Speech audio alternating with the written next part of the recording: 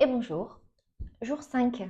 Jour 5, alors ce n'est pas le dernier jour, parce qu'il va y avoir des surprises. Bon, demain, je fais un break, mais semaine prochaine, lundi, mardi, surprise.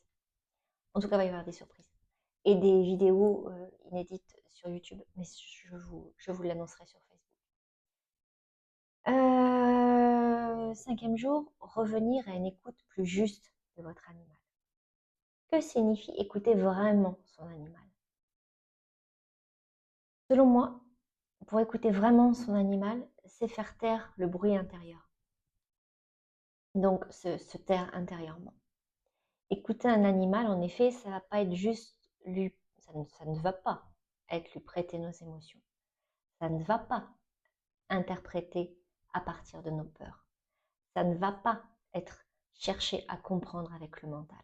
Non, non. Écouter un animal, ça va être observer.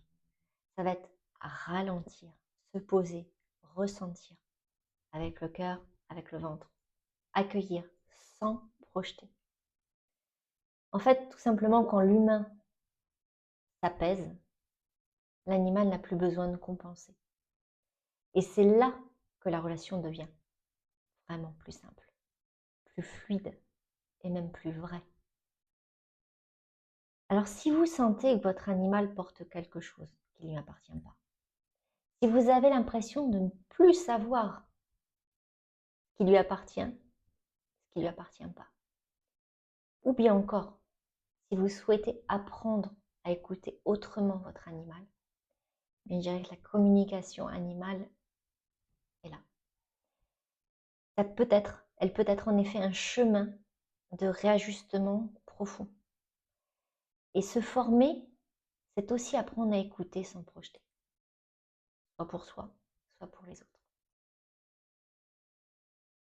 Je ne vous pousse pas à la formation, mais sachez que je forme aussi, avec une première partie qui est une initiation.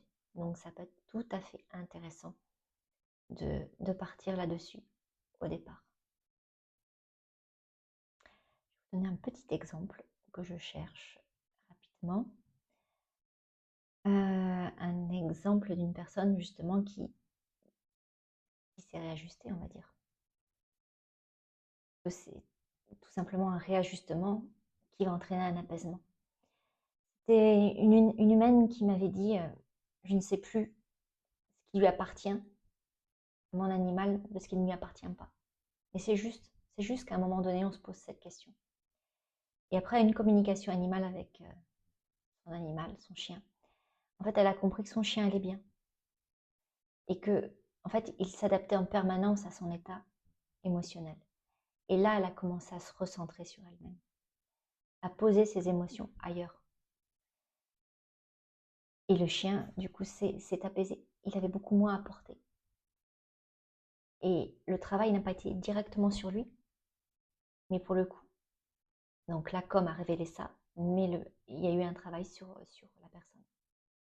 Donc parfois, écouter vraiment l'animal, s'arrêter de vouloir qu'il aille mieux. Et j'ai envie de dire, commencer à s'écouter soi. Et quand j'ai réfléchi avec ma Cybèle, c'est vraiment le message qu'elle me donnait. Occupe-toi de toi. Regarde plus ce qui se passe chez toi. En tout cas, moi, je le vois. C'est ce qu'elle me disait. Donc, les mots, c'est vraiment rester dans la simplicité et dans la douceur avec son animal. Donc, dans les prochaines vidéos, il y en aura une ou deux, je ne sais pas encore, je vais vous montrer comment utiliser tout ça. Parce que c'est bien beau d'avoir ces infos, ces prises de conscience, etc. Mais qu'est-ce qu'on en fait après? Donc, je vous dis à la semaine prochaine. Vous pouvez les réécouter ou relire les posts de Facebook. C'est comme vous le souhaitez. Et je vous dis à très très vite.